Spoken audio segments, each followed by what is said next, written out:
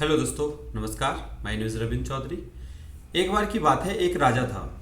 वह बहुत ही ज़्यादा अच्छा काम करता था। वह अपने एरिया के जितने भी गरीब लोग होते थे उनको अपने यहाँ पर खीर बना के फिर उनको परोसता था और उनको खिलाता था, जिससे कि उसका पुण्य प्रताप बढ़े और लोग उनके बारे में अच्छा सोचें।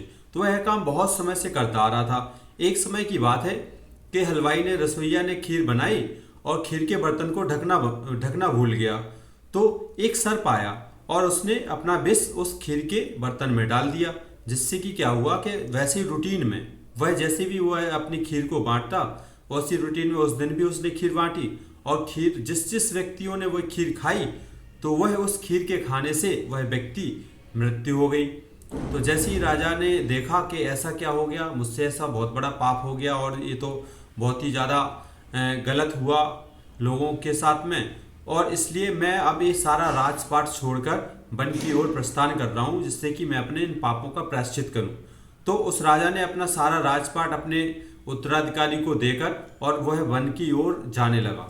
तो जैसे ही वह वन की ओर गया तो रास्ते में उसको जाते जाते शाम हो गई। तो जहाँ पर उसको शाम हुई वहाँ पर एक गांव मिला।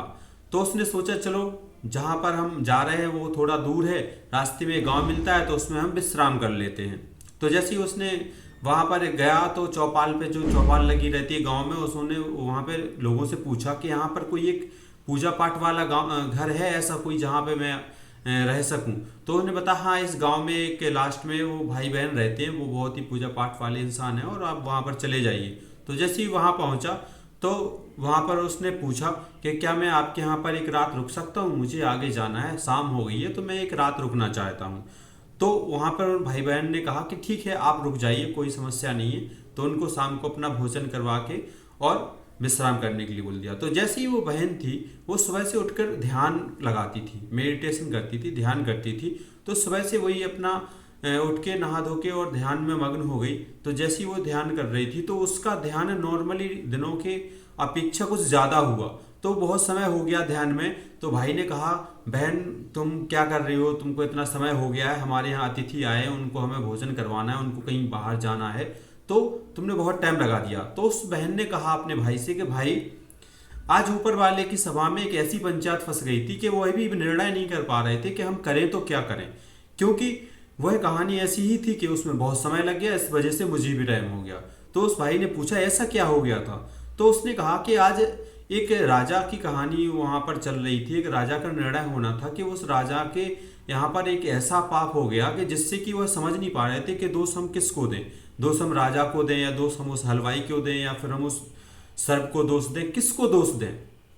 तो उन्होंने कहा यहीं तक ये कहानी, यहीं तक आज की सभा हुई। उसके बाद में अगली जो बात है वो कल पता चलेगी। तो राजा ने सोचा, राजा ने सुना कि ये तो मेरी बात चल रही है।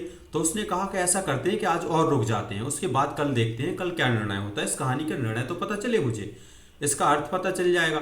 तो उस राजा ने कहा कि बेटा ऐसा है कि आज मैं और रुकना चाहता हूँ, मुझे जब जहाँ जाना है वो मैं कल वहाँ निकलूंगा। तो उन्होंने कहा ठीक है आप रुक जाइए, कोई दिक्कत नहीं है। तो लेकिन वहां रुकने के समय जो वहां चौपाल लगी थी उस गांव में, वो चौपाल वाले व्यक्ति तरह तरह की बातें करने लगे कि देखो वह व्यक्ति कैसा है, कह रहा था मुझे एक दिन रुकना है, लेकिन जैसी जहां वहां पर एक जवान लड़की देखी तो वह और रुकने के लिए तैयार हो गया। वो तो बहुत ही गलत व्यक्ति है, और उसमें अनाप शनाप बातें करना स्टार्ट कर दिया। जैसे ही उसका वह दिन खत्म हुआ और दूसरा दिन आया, दूसरे दिन वह फिर से ध्यान में मग्न हुई, और उस लड़की ने जैसे ही उसका ध्यान खत्म हुआ तो फिर राजा ने पूछा कि आप बताइए कि आज क्या हुआ, उसको क्या सजा मिली।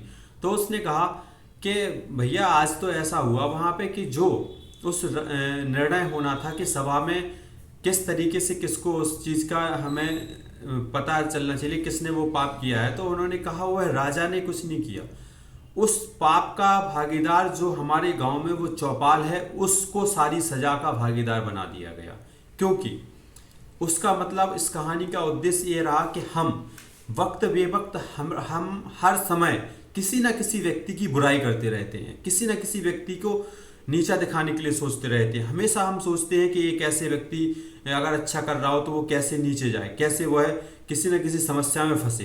तो इस कहानी का उद्देश्य यही है कि हमें कभी भी किसी भी व्यक्ति की बुराई नहीं करनी चाहिए, चाहे हम किसी भी सिचुएशन में फंसे हों। हम हमेशा अच्छा करने की सोचें, अगर हम अच्छा नहीं कर पा रहे हैं तो किसी का गलत भी ना करें, किसी की बारे में हम गलत भी सोचना हमारे लिए बहुत ही ज़्यादा नुकसानदायक हो सकता है, क्योंकि हम वो अपने लिए ही नुकसान में डाल रहे हैं। इसलिए हमेशा अच्छा कहो, अच्छा करो, अच्छा सोचो और लोगों से अच्छा बोलो, अच्छे विचार रखो, आपका हमेशा जीवन में उद्धार होगा। बहुत बहुत धन्यवाद इस कहानी को सुनने के लिए।